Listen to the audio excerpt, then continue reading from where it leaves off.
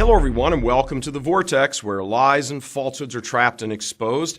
I'm Michael Voris, reminding you to sign up for our daily Church Militant newsletter so you don't end up getting truthful information blocked by liberal social media giants. It's pretty clear right now that a good number of cardinals and archbishops in the United States hierarchy are more than a little shell-shocked from the fallout of the Uncle Ted McCarrick explosion. Just 2 weeks ago, the liberal plan to continue deconstructing the Catholic Church in America, by them, was humming along just fine. And then all of a sudden, boom, the fallout from what are now hundreds of articles and stories exploding on an almost daily basis, not to mention the outrage being expressed by zillions of Catholics on social media, has finally brought the spotlight on the nefarious schemes of this notorious bunch. People are starting to connect dots that just 2 weeks ago they didn't even know existed.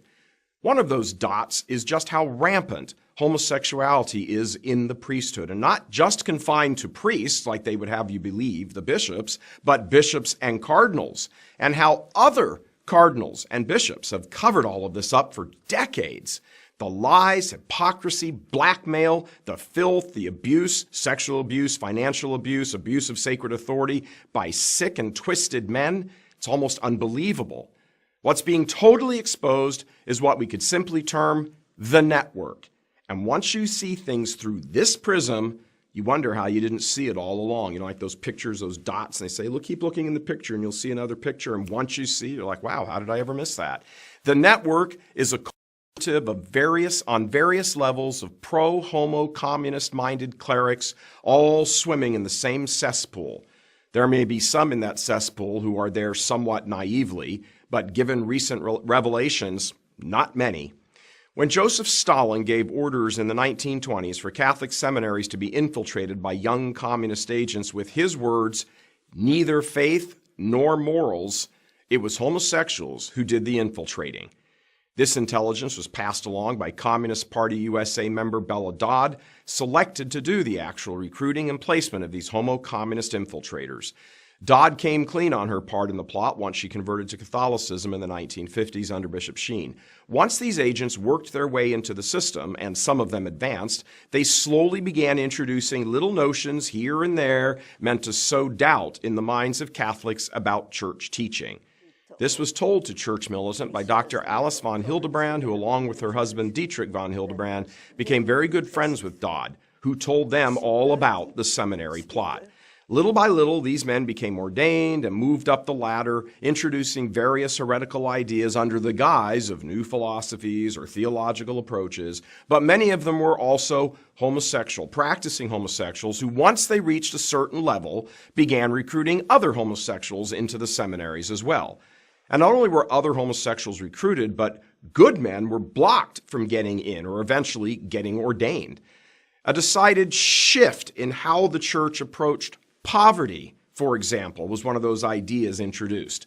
In centuries gone by, religious orders were jammed to the rafters with people who wanted to give their life's work to helping the poor or teaching them or all of that kind of work, the corporal works of mercy. But suddenly, in the 1960s, at the same time the church's teaching was being replaced with revolutionary theological notions, a massive push in the area of so-called social justice exploded onto the scene, with many of the same professed goals as Marxist communism. Today, the so-called Catholic social justice movement is barely distinguishable, at least in principle, from the Communist Manifesto. Saul Alinsky found willing allies in some influential members of the Chicago Catholic clergy beginning after World War II, right about the same time the original homo-commie agents would have started coming into their own in positions of authority in the church. So for the next roughly 20 years, these men increased in stature and influence, as well as planned for and recruited the next generation of young seminarians, many of them homosexual, who would take over once they had died. So the timeline plays out like this, roughly. For about 20 years, the 1920s and 30s, 1,100 homo-communist agents infiltrate the U.S. Catholic seminaries. The 1940s and 50s, some number of them, at varying rates, because this happened over the course of 20 years, gain strong footholds and positions of influence at various levels of leadership and begin affecting change in theological arenas as well as new approaches to the church's social teachings. In the 1960s and 70s, as they were in their 60s and 70s in their age, they ensured that the new crop of seminarians is very much like them, homosexual and social activists with an emphasis on socialism. This new group, not necessarily communist agents themselves like the original group, is nonetheless imbued with these socialist ideas as well as homosexual, or at least willing to turn a blind eye to it among their brothers. They are poorly formed in the faith, embracing of so-called social justice and homosexualist in their outlook. That last sentence describes almost perfectly the situation in the American hierarchy as a collective body today. Even Pope Benedict said that many of today's bishops are poorly formed in the faith, and the laity was going to have to suffer through this. We are. So look at what we have today, a hierarchy embracing almost all of the entire socialist political agenda, embracing practically anything gay, and working feverishly to destroy or supplant tradition at every turn. They work in concert with each other, even appearing in the same talk show formats, to smilingly sit there, look all sweet and funny and kind and approachable, while they're spreading their propaganda with the assistance of other men, just as committed to the homosexual communist agenda as they are. And the aim of that agenda is to destroy the church from within. And being honest, they've done a mighty fine job. What they did not count on was the ability of the laity, the faithful laity, through technology, to expose them and their evil.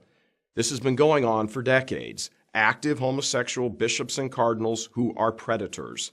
But they were able to pretty much keep the lid on all this because the technology was not in place to bring it all into focus at the same time.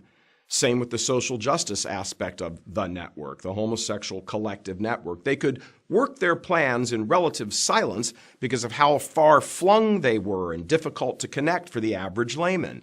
So in every area of church life, liturgy, devotions, religious orders, universities, theological training, art and architecture, it doesn't matter, you name it, the network has almost completely wiped out anything Catholic and replaced it with a substitute. The effeminacy of a huge number of priests today has been widely commented on. The horrible catechesis, the false ecumenism, the billions and billions in government handouts, all of it has completely reshaped the church, right in accord with Solon's original plan a little less than 100 years ago. The aim of the plan was to first remove the church as an obstacle to world domination by socialists, meaning communists, and second, to co-opt its institutions and personnel to help bring the revolution about. But their evil has caught up with them. They are being exposed as depraved homosexuals hiding in robes with no faith and no morals, who hate the church, her morality, and her natural law clarity. Alma McCarrick fits the bill completely, a man with no faith and no morals, deeply involved in the socialist Catholic Relief Services business, pushed nonstop, mind you, by the nation's bishops. He's not alone among senior members of the U.S. hierarchy. He just got caught and exposed. All of this is nothing less than a homosexual communist clerical cesspool.